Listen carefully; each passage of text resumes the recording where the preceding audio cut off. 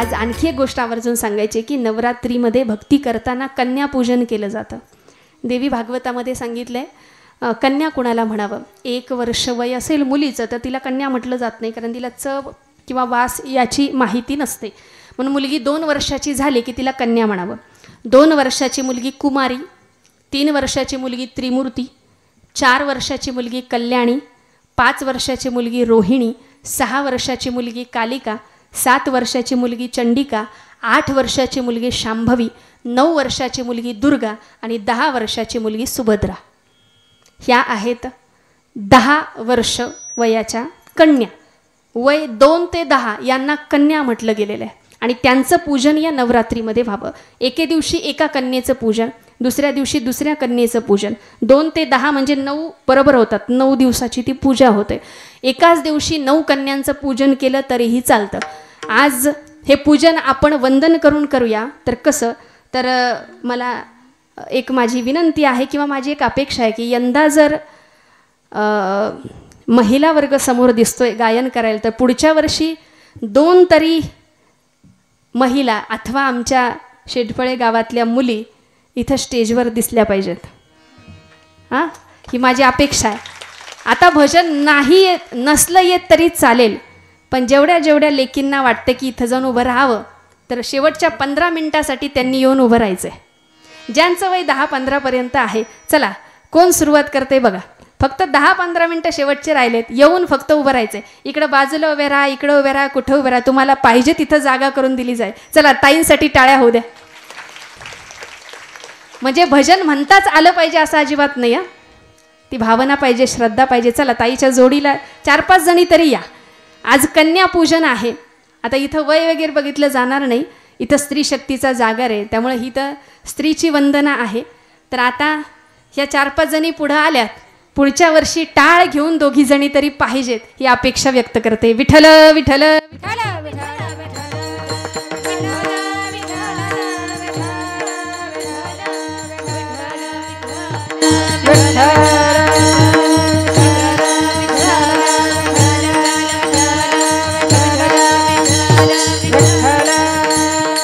आणि म्हणून संतांनी हा जो रस्ता दाखवला त्या रस्त्यानं चालण्याचा प्रयत्न आपण करतो आहोत. आणि हे सगळं सांगताना कीर्तन म्हटलं की सगळ्या गोष्टींवर मर्यादा येत असतात. आपल्या सगळ्या क्षेत्रांवर आपल्याला दृष्टिक्षेप टाकावा लागतो. अनेक विषयांवर बोलण्याचा प्रयत्न केला. मला एक गोष्ट प्रामाणिकपणे सांगावीशी वाटते की माझ्या मराठीची बोलू कौतुके परी अमृतातही पैजा जिंके. माऊली असं का म्हटले असावेत बरं? हो, आणि समय सूचकता जर आम्हाला कळाली ना तर हे कळायला वेळ लागणार नाही. समय सूचकता कशी, तर आता कन्यापूजन आहे आणि म्हणून ते बोलत असताना ज्यावेळी आपण जिथं गेलोय तिथल्या गावातल्या कन्यांचं जर पूजन फक्त नमस्कार करून जरी करता आलं तरी तीही एक प्रकारची भक्ती असं मला वाटतं. हे आहे समयासी सादर व्हावे. संतांनी आम्हाला हेच तर सांगितलंय. समय सूचकता ज्याला कळते ना त्याच्या जगण्याचं कल्याण आहे बघा. एक आता उदाहरण आठवलंच म्हणून सांगते. एका राजानं त्याच्या मुलीसाठी स्वयंवर ठेवला आणि सांगितलं की 20पर्यंत आकडे मोजायचे, पण ते आकडे वेगवेगळ्या पद्धतीनं प्रत्येकानं मोजायचे.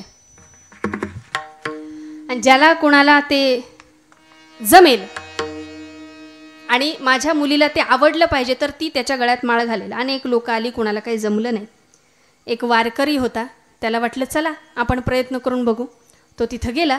सगळेजण त्याच्याकडे असे बघायला लागले, पण त्यालाही संधी राजानं दिली.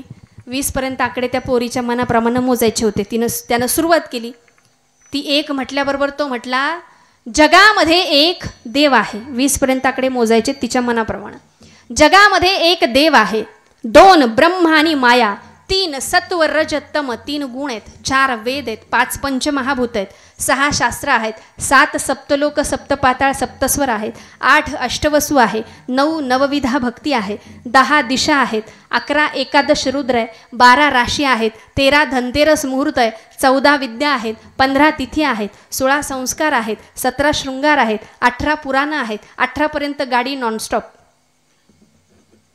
पण 19 म्हटल्यावर जरा गडबडलं. त्याला माहीत नव्हतं 19 काय, पण हुशार इतका होता. म्हटला 19वी तू आणि 20वा मी. टाळ्याच पडल्या काय, तिनं गळ्यातच माळ घातली. ज्याला समयासी सादर व्हावे, समय कळला त्याच्या जगण्याचं कल्याण आहे. म्हणून कीर्तनकारांना सुद्धा वेळेत यायचं कळालं तर त्यांना वेळेत जाता येतं. त्यामुळं हां, आणि ही गोष्ट फार छान आहे बरं का.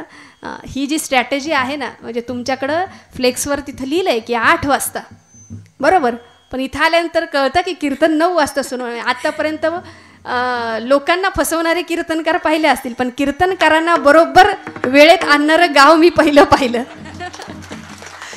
त्यामुळं ही स्ट्रॅटेजी आमच्याकडे सुद्धा वापरण्याचा प्रयत्न मी करेल. माझ्या गावातही सप्ताह असतो तर कीर्तनकारांना टायमिंग 1 तास आधीचा दिला की कार्यक्रम बरोबर वेळेत स्टार्ट होतोय. विठ्ठल विठ्ठल विठ्ठल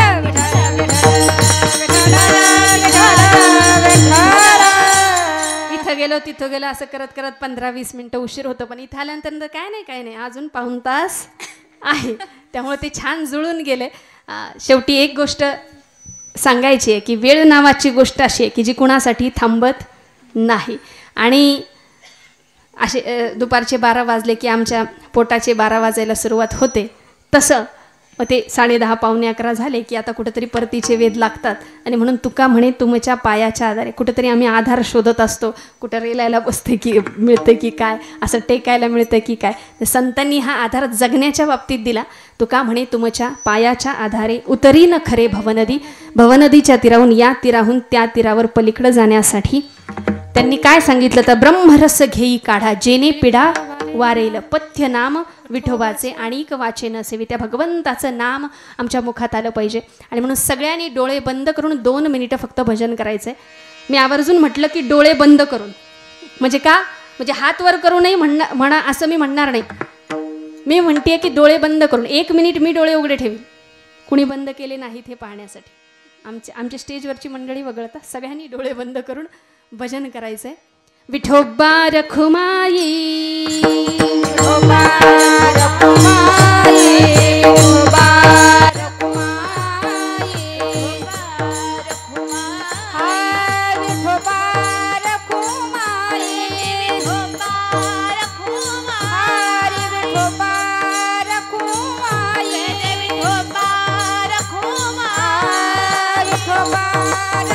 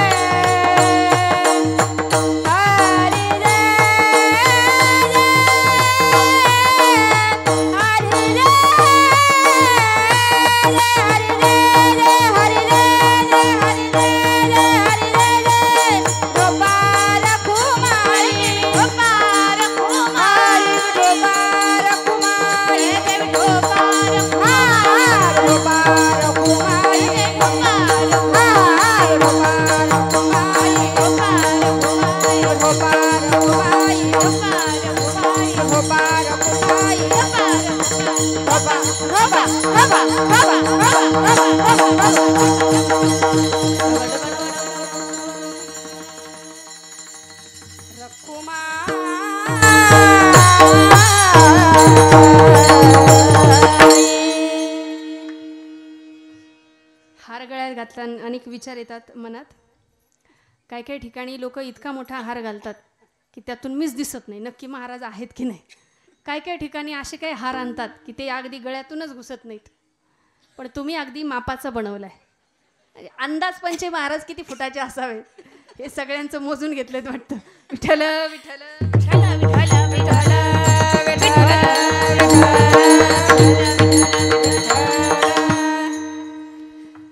तुमची ये दासीचा दास करून ठेवा आशीर्वाद द्यावा हाची मज. नवविधा काय बोलिले जे भक्ती द्यावी माझे हाती संतजणी. ह्या भक्तीबद्दल एकतरी ओवी अनुभव याचा 3दा उल्लेख झाला. आणि म्हणून 2च मिनिटामध्ये त्याचं थोडं विश्लेषण करून मी समारोपाकडे जाईल. ज्यावेळी रामायण तयार झालं तेव्हा 3 लोकांमध्ये भांडणं झाले. आता थोडंसं मेंदूला ताण द्यावा लागेल असं एक कॅल्क्युलेशन मी तुम्हाला सांगणार आहे. देवलोकामधले लोक, मृत्यूलोकामधले लोक, सर्पलोकामधले लोक. सर्पलोकातले लोक म्हणायचे लक्ष्मण आमचा बंधुराज आहे म्हणून रामायण आमचं. देवलोकातले लोक म्हणायचे देव अवतारी होते म्हणून रामायण आमचं. मृत्यूलोकातले लोक म्हणायचे देवानं अवतार कार्य आमच्या मृत्यूलोकामध्ये पूर्ण केलं म्हणून रामायण आमचं, रामायण आमचं, रामायण आमचं. मग आता काय करायचं? तिघे गेले भगवान शंकराकडे, देवा काहीतरी तोडगा काढा. देवाने सांगितलं बघा समोर तिघजणं बसलेत, माझ्याकडे एकच उपाय, वाटण्या करायच्या. बरोबर ना? मग सुरू झाल्या वाटण्या. 100 कोटी श्लोक होते रामायणाचे, समोर तिघजणं बसलेले होते. आता कॅल्क्युलेट करा, 100 कोटी श्लोक आहेत, तिघात वाटून द्यायचेत. 33 कोटी 33 कोटी 33 कोटी किती गेले? 99 कोटी. उरले किती? 1 कोटी. पुन्हा मग 1 कोटी म्हणजे किती? 100 लाख. बरोबर ना? 100 लाखाचे किती होतात? 1 कोटी. तुम्ही नोटांमध्ये मोजू नका बरं, मी श्लोकांमध्ये मोजते, तुमचं नोटांमध्ये चालू आहे. 100 लाख. मग ते ऐकूनच किती छान वाटते ना, ते काउंट करायला मिळतं, हेच भारी वाटतं. हां, तर 33 लाख 33 लाख 33 लाख 99 लाख गेले 100 लाख मधले. 1 कोटी मधले किती राहिले? 1 लाख. हां, लाखातले पुन्हा 33,000 33,000 33,000. कारण 1 लाखात किती हजार? 1 लाखात किती हजार? 100,000. त्यातले किती गेले? 99,000. 33,000 33,000 33,000. आता 100,000तले 99,000 गेले, उरले किती? आता 1,000मध्ये किती 100? 10 100. बरोबर. 300 300 300 किती गेले? 900 गेले, उरले किती? 100. पुन्हा 100त 33 33 33. 100तले किती गेले? उरला किती? आता प्रत्येकाच्या वाट्याला किती आले?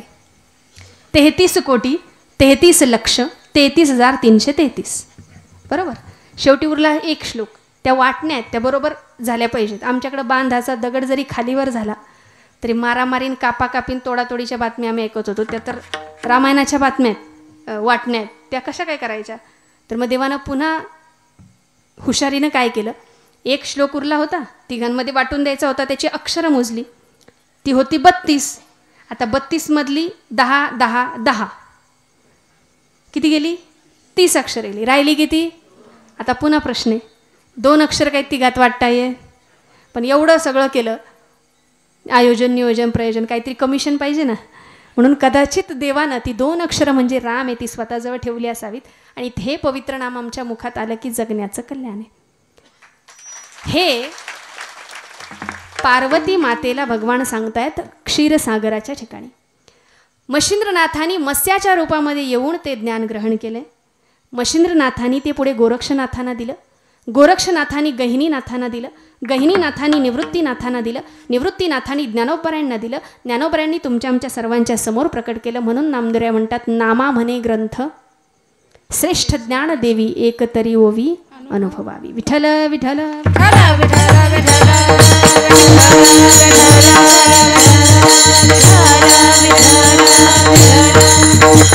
आणि म्हणून ही साधना आमच्याकडून व्हावी.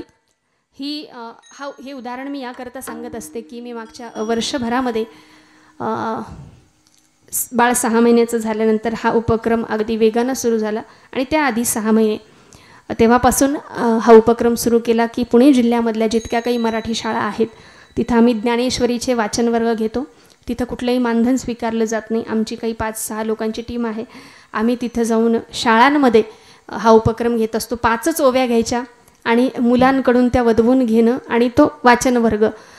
काही शिक्षक ती परंपरा पुढं चालवत आहेत आणि बऱ्यापैकी काही इंग्रजी माध्यमांच्या शाळांमध्येही आम्ही वाचन वर्ग घेतलेले आहेत आणि हा उपक्रम हळूहळू आम्ही वाढवतो आहोत. आणि माझी अशी इच्छा आहे की काही दिवसानंतर शेटफळे गावची लोकसंख्या पाहता इथली जिल्हा परिषद शाळासुद्धा अगदी परिपूर्ण असेल, तर इथंही एक वाचन वर्ग घेण्याचा आमचा मानस आहे. एकदा आम्ही नक्की इथं येऊ.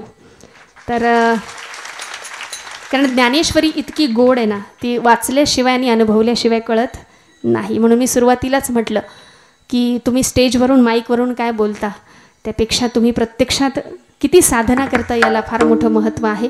आणि म्हणून नवरात्रीच्या निमित्तानं हा एक विचार घेऊन जाऊया की आम्हाला कुठं ना कुठंतरी जगण्याच्या बाबतीत योग्य रीतीनं व्याख्या करता आल्या पाहिजेत. वरवरचा भाव न ठेवता अंतकरणापासून श्रद्धेनं भक्ती करता आली पाहिजे, हा विचार घेऊन जाऊया. आणि त्यासाठी एकच गोष्ट महत्त्वाची, ती म्हणजे नम्रता. माझे आजोबा नेहमी सांगत आले, महापुरे झाडे जाती तेथे लव्हाळे वाचती. महापूर आला की मोठमोठाली झाडं उन्मळून पडतात हो, पण आपल्या शेतात जे लव्हाळं असतं ना ते कधी उन्मळून पडलेलं कोणी पाहिलं नसेल का? ते का उन्मळून पडत नाही? कारण ते वाकतं म्हणून टिकतं. आयुष्यात नम्रता असेल ना, तुम्ही किती ज्ञानी आहात यापेक्षा तुम्ही किती अज्ञानी आहात हे कबूल केलं की माणूस मोठा होत असतो. नम्रता आणि चैतन्य यांची बेरीज करा. यशातून अपयशाची वजाबाकी करा. प्रेमाला शुद्ध अंतःकरणानं गुणा. वेळेला कामाने भागा. परनिंदेचे वर्ग करा. सत्य परमार्थाचे समीकरण सोडवा. आपल्या आयुष्याचं गणित निश्चितपणे सुटेल. गणितानं सुरुवात केली होती आणि म्हणून गणितानंच शेवट करते आहे. तुमच्या सर्वांच्या चरणी ही सेवा समर्पित करते. विनोदे जास्त काही बोललं गेलं असेल तर ते वजा करा. राहिलेल्या रिकाम्या जागा भरून काढा. त्या जागा भरत असताना सात्विकता मात्र निश्चितपणे असू द्या. मगाशी मी म्हटलं की महापुरे झाडे जाती तेथे लव्हाळे वाचती. काम फार मोठं नसलं तरी चालेल, पण ते सदोदित चालू राहावं हे फार महत्त्वाचं आहे. आणि मला खूप छान म्हणजे बोलायला असं वाटतं की पश्चिम महाराष्ट्रामध्ये जे काही नवरात्रीचे जे काही उत्सव जिथं जिथं कार्यक्रम होतात त्यापैकी एक भव्य दिव्य असलेला हा सोहळा गेल्या हे 3रं वर्ष आहे, 2 वर्षापासून आपल्या गावामध्ये होतो आहे. हा सोहळा अधिकाधिक मोठा होत जावो अशा शुभेच्छा आणि सदिच्छा देते. तुम्हा सर्व मायबाप श्रोत्यांना वंदन करते. माझ्या जीवनामध्ये ज्यांच्यामुळे पारमार्थिक बीज वृद्धिंगत झाले अशा गुरुजनांच्या चरणी ही सेवा समर्पित करते. आणि कुठलीही स्त्री ज्यावेळी कुठल्याही क्षेत्रामध्ये जाते तेव्हा घरातल्या लोकांचा पाठिंबा हा फार महत्त्वाचा असतो. तर आज माझ्या सासूबाई असतील, माझी मावशी असेल, माझे वडील असतील आणि माझे मिस्टर असे सगळेजणं या प्रवासाला ज्ञानाला घेऊन इतक्या लांब यायचं. कार्तिकी वारीमध्ये मला बाळ झालं मागच्या वर्षी. आता त्याचा वाढदिवस योगायोगानं धनत्रयोदशीच्या दिवशी येतो आहे.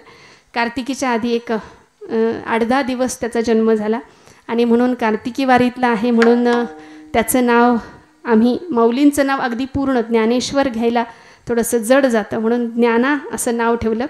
माऊलींची बहीण मुक्ताई माऊलींना ज्ञाना म्हणायची. अरे अरे ज्ञाना झालासी पावन म्हणून आमच्या बाळाचं नाव आम्ही ज्ञाना ठेवलं.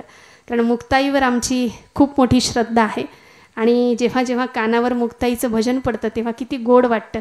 मला आता असं वाटून गेलं की 2 मिनिटं का होईना ताईंच्या आवाजातून ते भजन ऐकावं.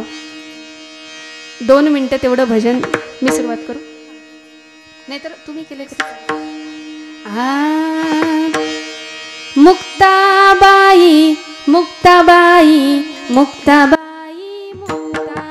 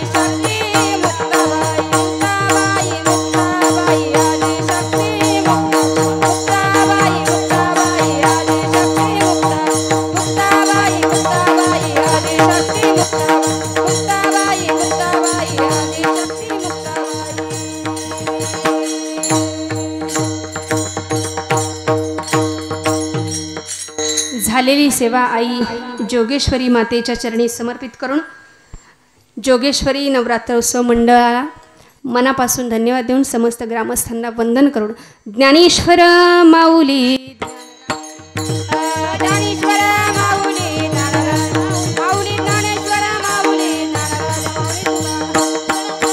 विठ्ठल जय जय विठ्ठल जय जय आ बोली रे पुढे वेडे वा पुढे उतरे नाही विचारिला अधिकार मी आपुला करा क्षमा तुका म्हणे ज्ञानेश्वरा रखा पाया पैकी करा क्षमा ज्ञानदेव तुकाराम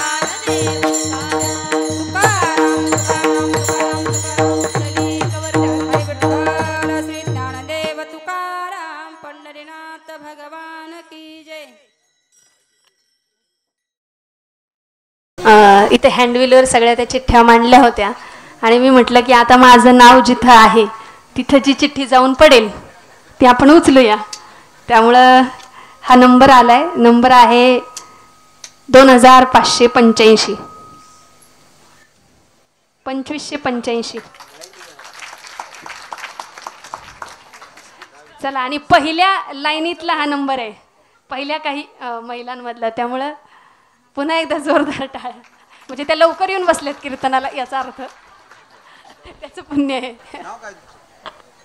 नाव सांग. उज्ज्वला भारत गायकवाड.